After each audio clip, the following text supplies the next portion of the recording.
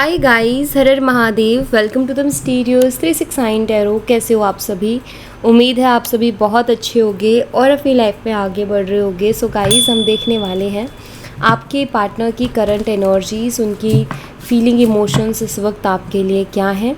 Gender का कोई issue नहीं है, मेल फीमेल सभी इस रीडिंग को देख सकते हैं। और अगर आप मुझसे पर्सनल रीडिंग लेना चाहते हो, स्क्रीन पर व्हाट्सएप नंबर दिए गए हैं, आप उस पर कांटेक्ट कर सकते हो for love reading, health reading, career reading, सभी तरीके की रीडिंग्स मैं करती हूँ। सो लेट्स सी क्या आता है रीडिंग में। गाइज़, ये एक जर्नल एंड कलेक्टिव रीडिंग है। हो सकता है आपके साथ रीडिंग पूरी की पूरी रेजोनेट कर जाए, हो सकता है आपके साथ कुछ परसेंट करे, हो सकता है आपके साथ बिल्कुल भी रेजोनेट ना करे। तो आप जिनके साथ बिल्कुल भी रेजोनेट नहीं कर रही वो नेक्स्ट रीडिंग देख सकते हैं, हो सकता है वो आपके साथ कनेक्ट कर जाए। सो पॉजिटिवली चीज़ों को लेना है। अगर रीडिंग रेजोनेट करती है तो कमेंट करके मुझे ज़रूर से बताइएगा, पॉजिटिव एनर्जी को क्लेम कीजिएगा। वीडियो को लाइक करना मत भूलिएगा, लाइक ज़रूर से कीजिएगा। सो लेट्स सी क्या आता है रीडिंग में। यूनिवर्स प्लीज़ बताएं मेरे व्यूवर्स जिस पर्सन के बारे में सोच करके रीडिंग देख रहे हैं, उस पर्सन की करंट एनर्जी, सिचुएशन क्या है मेरे व्यूवर्स के लिए, उनकी फीलिंग्स क्या हैं, प्लीज़ बताइए। उनकी लाइफ में क्या चल रहा है, कैसा वो फील कर रहे हैं, ओवरऑल एनर्जी बताएं। Thank you so much. सबसे पहले यहाँ पर है द हायरोफेंट, टॉरस वृषभ राशि की एनर्जी है। And 7 of pentacles, taurus, Virgo and Capricorn, वृषभ, कन्या और मकर राशि। द हैंगमैन, एक्वेरियस, कुंभ राशि।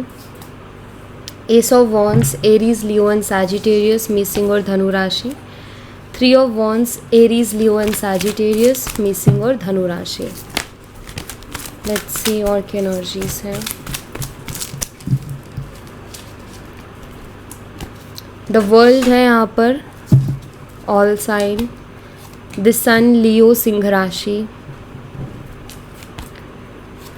6 of pentacles, taurus, Virgo and Capricorn, वृषभ, कन्या, मकर राशि। 4 of wands, Aries, Leo and Sagittarius, missing और धनु राशि। And 8 of wands, Aries, Leo and Sagittarius, missing और धनु राशि। तो चलिए इनको क्लैरिफाई करते हैं। So let's see. सबसे पहले हायरोफेंट की एनर्जी को क्लैरिफाई करेंगे। यूनिवर्स प्लीज़ बताएं हायरोफेंट की एनर्जी यहाँ पर क्यों है, हायरोफेंट की एनर्जी यहाँ पर हमें क्या बताना चाह रही है, प्लीज़ क्लैरिफाई कीजिए। Thank you. यहाँ पर 9 ऑफ स्वॉर्ड्स की एनर्जी है एंड 7 ऑफ स्वॉर्ड्स।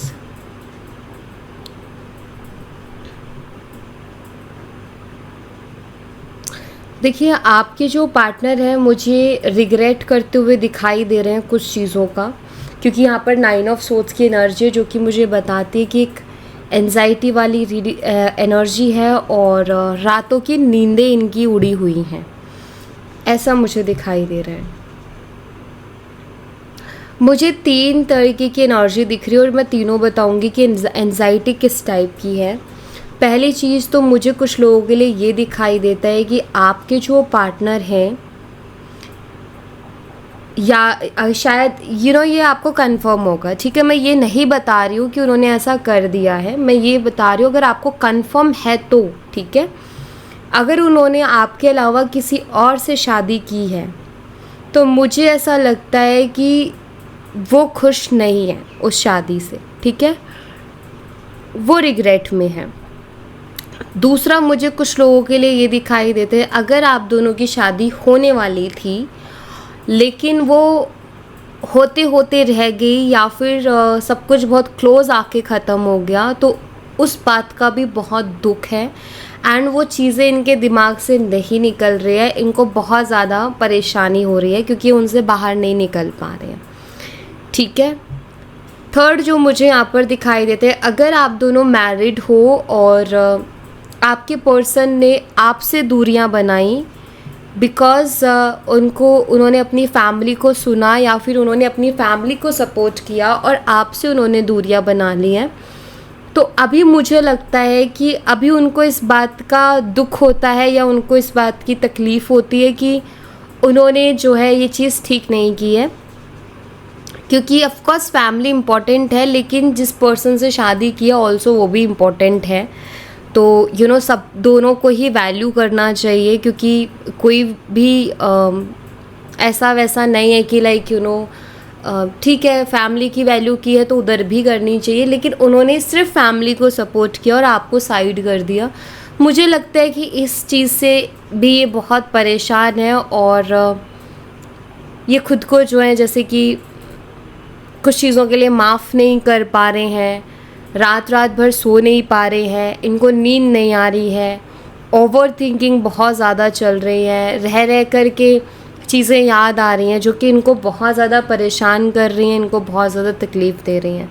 तो मुझे एंजाइटी में दिखाई देते हैं। अब मैंने 3-4 एनर्जीज जो आपको बताई है, डिपेंड करता है आपकी सिचुएशन के अकॉर्डिंग, तो आप उसी के अनुसार देखें, ठीक है। कुछ के लिए मुझे ये भी दिखाई देता है कि एक साइड तो इनकी फैमिली है और शायद एक साइड आप हो, और ये एक ऐसी सिचुएशन में फंस गए हैं जहाँ इनको ये चूज़ करना है कि आपको चुने ये कि अपनी फैमिली को चुने। और डेफिनेटली शायद इस शख्स के लिए दोनों ही चीज़ें बहुत इम्पॉर्टेंट है और ये डिसाइड नहीं कर पा रहे कि ये आपको चूज़ करें या फैमिली को, एंड इनको इससे बहुत ज़्यादा एंजाइटी हो रही है। शायद हो सकते हैं कि फैमिली के सामने बोल नहीं पा रहे हैं या फैमिली के सामने वो इमोशंस इनके नहीं हैं जो कि इनके अकेले में निकलते, और शायद आपके सामने भी नहीं है कि आपको भी नहीं बताते कि इनको इतनी टेंशन होती है कि रात भर नहीं सो पाते, और फैमिली को भी शायद ये चीज़ नहीं बता पा रहे हैं ये कि इनको रात भर नींद नहीं आती है। तो ऐसा मुझे कुछ इनका दिखाई दे रहा है इशू, ठीक है। 7 ऑफ पेंटिकल्स को क्लैरिफाई कीजिए यूनिवर्स। 7 ऑफ पेंटिकल्स की एनर्जी यहाँ पर क्यों है प्लीज़ बताइए, थैंक यू। यहाँ पर 10 ऑफ वॉन्ड्स है और 8 ऑफ वॉन्ड्स की एनर्जी है। ये बर्डन की एनर्जी है। जब हम कुछ सपने देखते हैं और वो सपने टूट जाते हैं ना, तो इंसान का दिल जैसे भारी हो जाता है ना, मुझे बिल्कुल वही एनर्जी दिख रही है कि आपके पर्सन के जो मैं ये कहूँगी कि उनके अंदर मतलब बहुत चीज़ें ऐसी हैं जो वो किसी से कह भी नहीं पा रहे हैं, बट कहना भी चाहते हैं क्योंकि वो बहुत हैवी फील कर रहे हैं। क्योंकि ये कार्ड 7 ऑफ पेंटिकल का इस डेक में एक प्रोग्रेसिव एनर्जी, लाइक फ्यूचर को देखना, आगे को देखना।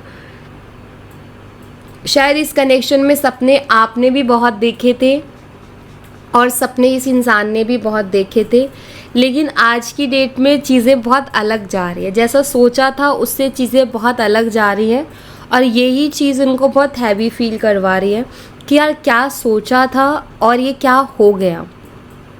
एंड मुझे लगता है कि जैसे ये कहना चाहते हैं आपसे बहुत कुछ, क्योंकि यहाँ पर 8 ऑफ वॉन्ड्स की एनर्जी है, कम्युनिकेशन का ये कार्ड है, कि जो ये हैवी फील कर रहे हैं, ये जो इतना अंदर से दुखी हो रहे हैं, आई थिंक जैसे ये सब कुछ ये आपको बोलना चाहते हैं लेकिन बोल नहीं पा रहे हैं, क्योंकि सिचुएशन ही ऐसी चल रही है कि वो वाली सिचुएशन नहीं है कि आपको सारी बात बोले, ठीक है।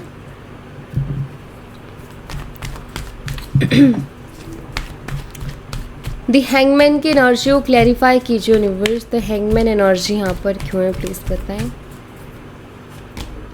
यहाँ पर 10 ऑफ स्वॉर्ड्स है।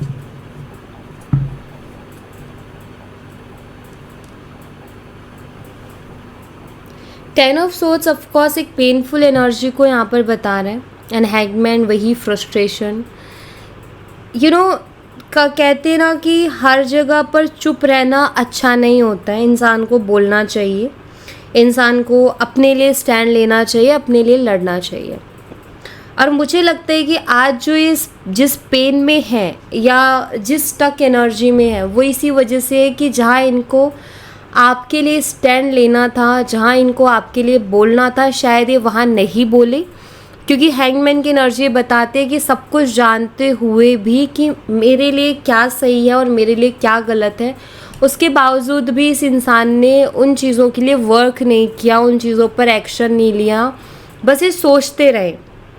जहाँ इनका काम था आपके लिए फ़ाइट करना, जहाँ इनका काम था आपके लिए स्टैंड लेना, वो चीज़ इन्होंने नहीं की। तो ये कहीं ना कहीं अब इन चीज़ों को सोचते हैं कि यार अगर मैंने उस टाइम पर जो मुझे लग रहा था वो मैंने किया होता, या जिन चीज़ों के लिए मुझे लग रहा था कि यार यहाँ मुझे बोलना चाहिए, अगर मैंने बोला होता तो आज इस तरीके से मुझे घुटना नहीं पड़ता। क्योंकि मुझे ऐसा लग रहा है कि आपके पार्टनर बहुत घुटन में है, वो बहुत घुटन महसूस कर रहे हैं, और एक पेन है, एक दर्द है जो कि वो किसी को नहीं बता पा रहे हैं कि वो इस वक्त किस दर्द से, किस तकलीफ़ से गुज़र रहे हैं। पर उनको ऐसा लगता है कि अगर उस टाइम वो सोचने के बजाय, या फिर वो जो हैंगमैन लाइक एक्शन नहीं है लेकिन समझ सब कुछ आ रहा है, अगर जो लग रहा था उनको कि मुझे ऐसा करना चाहिए, अगर ये वो करते तो आज आप उनके साथ होते। इनको कहीं ना कहीं महसूस होता है और इनको बुरा फील होता है कि इन्होंने नहीं की वो चीज़ें, या उन्होंने इस तरीके से एक्शन इस रिलेशनशिप में नहीं लिए। ठीक है, सो अगर आप कार्ड्स देखो तो एक हैवी एनर्जी के कार्ड हैं, पेनफुल एनर्जी के कार्ड हैं। आपके पर्सन को ऐसा लग रहा है कि मेरी ज़िंदगी में सब कुछ ख़त्म हो गया है, या फिर मैंने सब कुछ ख़त्म कर दिया है, सब मेरी वजह से हुआ है, खुद को रिस्पॉन्सिबल मानना हर चीज़ के लिए। तो उस एनर्जी में मुझे पर्सन दिखाई दे रहे हैं। एस ऑफ वॉन्ड्स को क्लैरिफाई कीजिए यूनिवर्स, एस ऑफ वॉन्ड्स की एनर्जी यहाँ पर क्यों है प्लीज़ बताइए। यहाँ पर द फूल है एंड क्वीन ऑफ कप्स। ये आपके साथ एक न्यू बिगिनिंग के बारे में सोच रहे हैं, एक नई शुरुआत करने के बारे में सोच रहे हैं, एक न्यू फ्रेश स्टार्ट, क्योंकि द फूल भी उसी को बता रहा है और एस ऑफ वॉन्ड भी उसी चीज़ को बता रहा है। बट मुझे ऐसा लगता है कि आपके जो पर्सन है अभी बहुत सोच समझ कर के जैसे एक्शन लेना चाहते हैं, क्योंकि उन्होंने पहले नहीं सोचा, पहले नहीं समझा, जिसका नुकसान वो अभी फेस कर रहे हैं या फिर उसकी भरपाई वो अभी कर रहे हैं। उनको ऐसा लगता है कि अगर मैंने पहले भी चीज़ों को अंडरस्टैंड तो कर लिया था, बट सही टाइम पर सही एक्शन अगर मैं लेता तो शायद चीज़ें ऐसी नहीं होती। सो अभी उनका ये कि अब मुझे लाइफ में बहुत सोच समझ करके चलना है, और उनको ये भी मालूम है कि आप उनसे जितना प्यार करते हो उतना प्यार उनको कोई और नहीं कर सकता। ये भी कहीं ना कहीं वो अंदर से महसूस कर रहे हैं, और वो ये भी मानते हैं, या मैं कहूँ ये भी जानते हैं कि आप दिल के बहुत साफ़ हो, क्योंकि क्वीन ऑफ कप्स की एनर्जी है। आप दिल के बहुत साफ़ हो, आपके दिल में ऐसा छल कपट नहीं है, ना ऐसा है कि आपके दिल में कुछ और है, आपकी ज़ुबान पे कुछ और है। आई थिंक आप बहुत ही आप ऐसे पर्सन हो जो दिल से डील करते हो, दिमाग नहीं लगाते हो रिश्तों के मामले में। और उसी वजह से शायद आप ज़्यादातर दुखी भी रहते हो, क्योंकि लोग आपके साथ दिमाग लगा के चले जाते हैं और आप उनके साथ दिल से पेश आते रहते हो। आप भावनाओं में डूबे रहते हो और लोग जो है माइंड चलाते हैं अपना, और ऐसा होता है।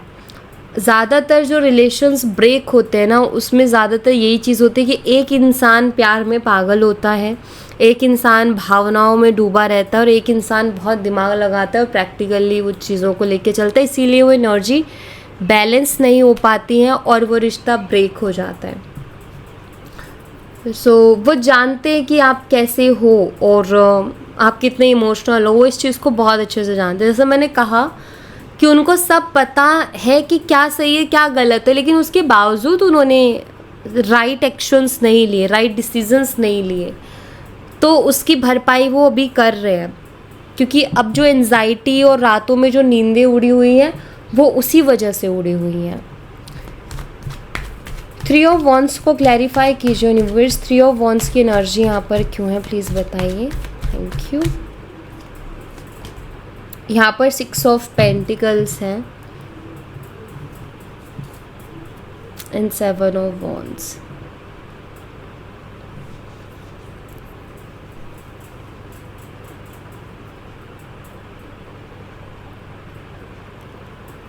कभी कभी ना अगर कुछ चीज़ों की प्लानिंग पहले ही कर ली जाए तो बाद में दिक्कत नहीं होती है ना। बट मुझे ऐसा लगता है कि आपके पर्सन आपके साथ थे रिलेशनशिप में, लेकिन उनकी प्लानिंग नहीं थी इस रिश्ते को लेकर के कि कैसे क्या करना है। क्योंकि अगर उन्होंने पहले सोचा होता तो जो भी ऑब्स्टिकल्स और प्रॉब्लम्स है ना, उनका डिस्कशन पहले हो जाता।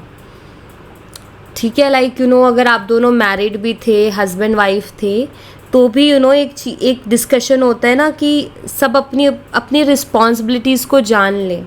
रिलेशनशिप्स में क्या हो रहा है कि रिलेशनशिप्स में सब लोग रोमांटिक बातें तो कर रहे हैं, प्यार भरी बातें तो एक दूसरे से कर रहे हैं, लेकिन कोई रिस्पॉन्सिबिलिटीज़ को डिस्कस नहीं करता।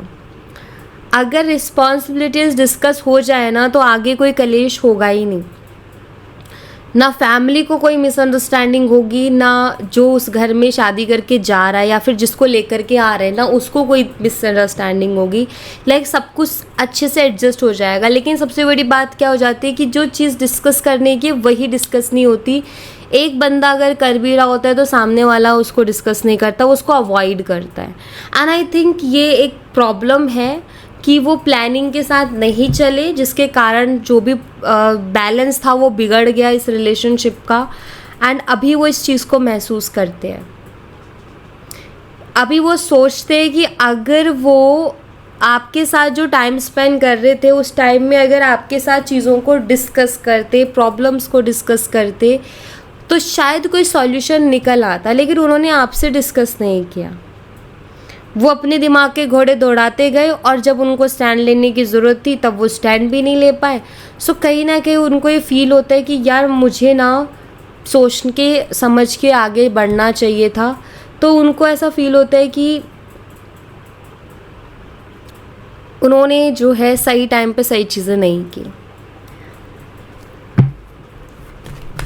द वर्ल्ड एनर्जी को क्लैरिफाई कीजिए यूनिवर्स। द वर्ल्ड एनर्जी यहाँ पर क्यों है, प्लीज़ बताइए। यहाँ पर 7 ऑफ स्वॉर्ड्स है एंड 9 ऑफ वॉन्ड्स। यहाँ पर अगर तो वर्ल्ड की एनर्जी को देखो तो ये बहुत ही अच्छी एनर्जी आई है कि 2 कपल्स हैं और वो इन्जॉय कर रहे हैं, राइट। वो एक बहुत ही प्यारा सा मोमेंट एक दूसरे के साथ स्पेंड कर रहे हैं। और यहाँ पर 7 ऑफ स्वॉर्ड्स की एनर्जी है, चालाकी, दिमाग का इस्तेमाल करना, चालाकी करना। तो मुझे ऐसा दिखाई देते है कि आपके जो पर्सन है वो भी ये महसूस करते हैं कि अगर उन्होंने अपने ज़्यादा दिमाग के घोड़े ना दौड़ाए होते या अगर अपना ज़्यादा फालतू का दिमाग ना लगाया होता, तो आज आप दोनों एक साथ होते और शायद कोई हनीमून प्लान कर रहे होते। बिकॉज़ ये एनर्जी बिल्कुल हनीमून वाली ही एनर्जी अगर आप देखो तो, राइट। सो एंजॉय कर रहे होते साथ में, सारे सपने पूरे हो रहे होते। ड्रीम कम ट्रू का ये कार्ड है, सारे सपने पूरे हो रहे होते, सब कुछ पूरा हो रहा होता। इनका ये कि अगर मैंने फालतू का दिमाग ना दौड़ाया होता, तो कभी कभी क्या होता है ना कि ज़्यादा चालाकी भी इंसान पर भारी पड़ती है। और मुझे लगता है कि वही चीज़ इनके साथ भी हुई है और अब इस चीज़ का ये दुख मनाते हैं। अब ये सोचते हैं कि यार ये क्या हो गया करके। और जब ये जो हो चुका है, जो बीत चुका है, उसके बारे में सोचते हो तो ऑफकोर्स इनका सर दर्द भी होता है उस चीज़ को सोच सोच करके कि क्या क्या खिचड़ी इन्होंने नहीं पकाई। ठीक है, द सन एनर्जी को क्लैरिफाई कीजिए यूनिवर्स। द सन एनर्जी यहाँ पर क्यों है, प्लीज़ क्लैरिफाई कीजिए। यहाँ पर किंग ऑफ स्वॉर्ड्स है,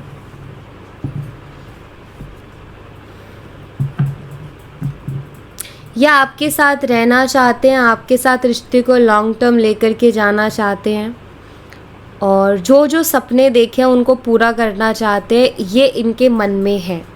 किंग ऑफ स्वॉर्ड्स एक कोल्ड एनर्जी है, एक्सप्रेसिव एनर्जी नहीं है। किंग ऑफ स्वॉर्ड्स की एनर्जी बताती है कि इंसान के दिल में कुछ और है लेकिन वो बाहर कुछ और एक्सप्रेस कर रहा है या फिर उसके एक्सप्रेशंस में वो चीज़ें दिख नहीं रही हैं। तो मुझे ऐसा दिखाई देते है कि इनके मन में है कि आपके साथ फिर से ये कनेक्शन बनाए या आपके साथ ये आगे बढ़े अपनी लाइफ में, मुझे ऐसा लग रहा है। ठीक है, लेकिन स्थिति कुछ ऐसी हो गई है कि वो इस बात को शायद कह नहीं पा रहे हैं। ठीक है, किसी से भी इस बात को कह नहीं पा रहे हैं कि वो क्या चाहते हैं अपनी लाइफ में। और यही आई थिंक एक मेन प्रॉब्लम है कि अपनी ज़ुबान नहीं खोलते हैं। यही एक मेन प्रॉब्लम है कि ये बहुत कैलकुलेटिव है कि कैलकुलेशन इनके दिमाग में चलती रहती है, लेकिन कभी ये एक्शन नहीं लेते हैं उस चीज़ को लेकर के। तो मुझे ऐसा लग रहा है कि वो किसी से सलाह भी ले रहे हैं कि जब हमारा दिमाग चौक हो जाता है तो हम दूसरे की सलाह लेने की कोशिश करते हैं कि यार मैं इस दुविधा में हूँ, समझ नहीं आ रहा। तो मुझे लगता है कि किसी से कोई एडवाइस लेने की भी कोशिश कर रहे हैं कि मुझे क्या करना चाहिए, मेरे लिए क्या सही रहेगा करना और क्या नहीं, या मुझे ये जो भी प्रॉब्लम्स हैं इनको किस तरीके से डील करना चाहिए, हैंडल करना चाहिए। तो ऐसा भी कुछ मुझे दिखाई देता है कि चल रहा है इनके दिमाग में। 6 ऑफ पेंटिकल्स को क्लैरिफाई कीजिए यूनिवर्स। 6 ऑफ पेंटिकल्स की एनर्जी यहाँ पर क्यों है? द हाई प्रीस्टेस है, 3 ऑफ सोर्ड्स,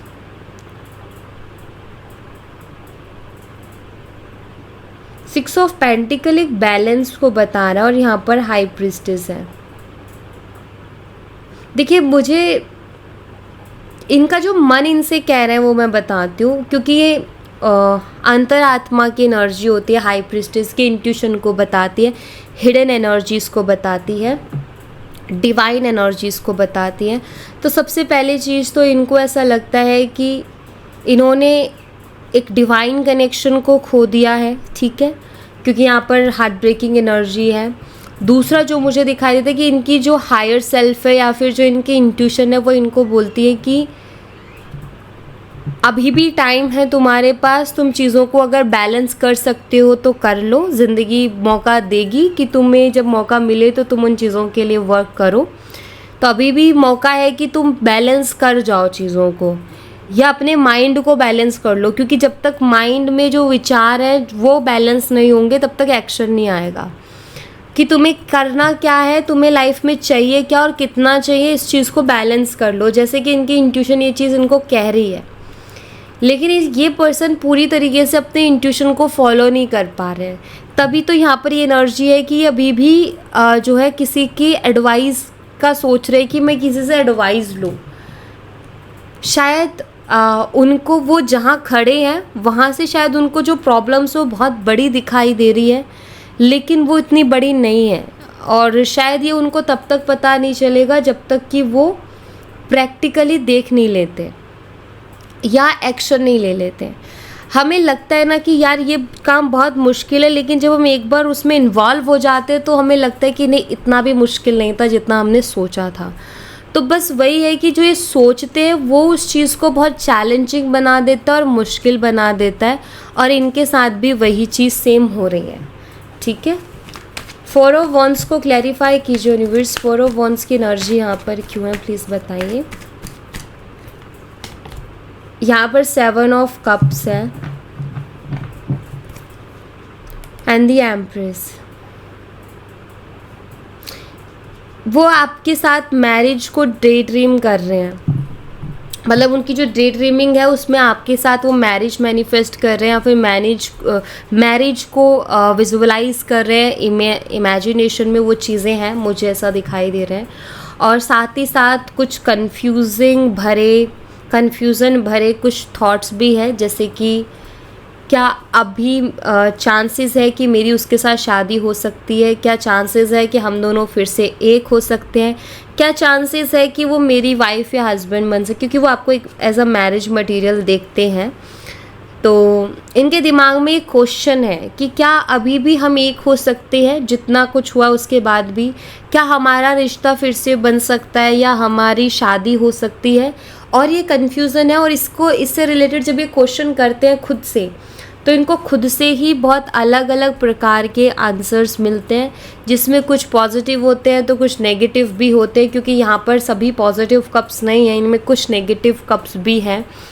क्या सब रेडी हो जाएंगे इस रिश्ते के लिए, क्या सब खुश हो जाएंगे इस रिश्ते के लिए। सो ऐसा नज़र आता है कि वो बहुत कंफ्यूज है, और जैसे वो आंसर चाहते हैं कुछ चीज़ों का।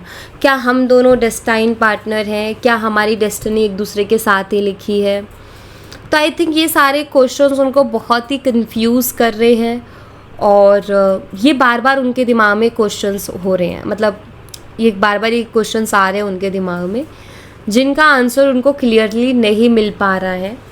और आई थिंक इनको नीड है इनकी लाइफ में क्लियरिटी की, बट क्लियरिटी भी तब आती है ना जब ये एक्शन लेंगे, ये कोई चीज़ करेंगे अपने हाथ में, जब कोई रिस्पॉन्सिबिलिटी लेंगे तभी तो इनको क्लियरिटी मिलेगी। और ये रिस्पॉन्सिबिलिटी से ही डर रहे हैं, वही चीज़ इनको डरा रही है। 8 ऑफ वंस को क्लैरिफाई कीजिए। जब भी हम कोई काम करने जाते हैं, सही भी होता है, गलत भी होता है, हम सफल भी होते हैं, असफल भी होते हैं, और कई बार हमें गालियाँ ताने सब सुनने पड़ते हैं। तो लेकिन एक क्लियरिटी के लिए तो फिर वो चीज़ करनी ही पड़ेगी। एक तरफ ये चाहते भी कि आप इनको मिल जाओ और एक तरफ ये चाहते भी कि फ्री में मिल जाओ, तो वो तो पॉसिबल नहीं है ना। अब चैलेंजेस आ गए हैं तो वर्क तो करना पड़ेगा, बिगर मेहनत के तो चीज़ होगी नहीं। 8 ऑफ वंस को क्लैरिफाई कीजिए यूनिवर्स। 8 ऑफ वंस यहाँ पर क्यों है? यहाँ पर 6 ऑफ वंस है। ये आपसे बात तो करना चाहते हैं, लेकिन पता है क्या है, ये एक्शन क्यों नहीं ले रहे या बात क्यों नहीं कर रहे? क्योंकि इनके पास अभी भी कोई क्लियरिटी नहीं है, और ये सोचते हैं कि मैं उससे बात तभी करूं जब मेरे पास इसके लिए मैरिज प्रपोजल हो या फिर उसको कुछ सॉलिड ऑफर करने को हो, तो मैं उससे बात करूं, या तब मैं उसके तरफ एक्शन लेके जाऊं तो मैं अच्छा लगूंगा और मेरी जो थोड़ी बहुत इज्जत बची है वो बची रह जाएगी। तो मुझे लगता है कि ये पर्सन ये चाहते हैं कि सबसे पहले तो मैं क्लियर हो जाऊं, मेरे पास कुछ ऐसा हो कि मैं उसको ऑफ़र कर सकूं, देन मैं उससे बात करूं तो अच्छा लगेगा बात करते हुए, या बात करूंगा भी तो मेरे अंदर एक कॉन्फिडेंस रहेगा कि देखो मैं ऐवी नहीं आया, मेरे पास कुछ है। सो 6 ऑफ वंस मैरिज को बताता है। ये किसी तरीके की ऐसी, आई थिंक ये आपकी तरफ आना चाहते हैं तो कोई गुड न्यूज़ लेकर के आना चाहते हैं, ऐसा मुझे यहाँ पर दिखाई देता है। सारी चीज़ों को क्लियर करके फिर ये आपकी तरफ आना चाहते हैं, उससे पहले नहीं आना चाहते। ये मुझे बहुत क्लियरली यहाँ दिख रहा है, क्योंकि उनको ऐसा लगता है कि यार उससे पहले जाके मैं क्या करूँगा, और 2 बात हमारे बीच में होगी और बातें खिंचेंगी।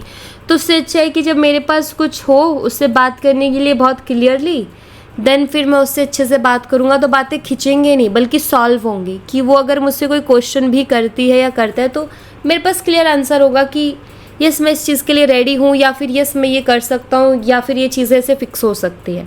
सो आई थिंक जो प्रॉब्लम्स एंड ऑब्स्टिकल्स हैं ये उनके पहले उनको ये क्लियर कर देना चाहते हैं अपनी लाइफ में, देन उसी अगर वो क्लियर होती हैं तो उसी के बाद ये आपकी तरफ आएंगे। उससे पहले इन्होंने नहीं सोचा है आने का।